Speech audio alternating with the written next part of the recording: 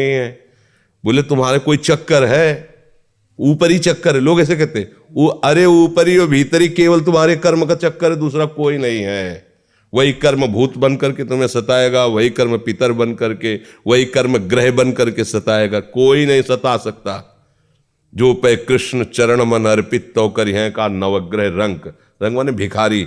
ये भिखारी नवग्रह तुम्हारा बाल बांका भी नहीं कर सकते यदि कृष्ण चरणारविंद में चित्त लगाए हो।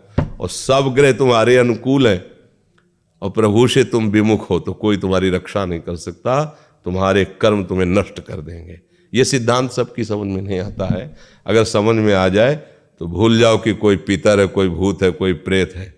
वही है, वही, दूसरा कोई नहीं है। वही तुम्हें दंड देने के लिए कभी भूत बन जाते हैं, कभी मृत्यु बन जाते हैं, कभी नाना प्रकार की घटनाएं बन जाते हैं। और इसीलिए उनका भजन करोगे तो असली रूप में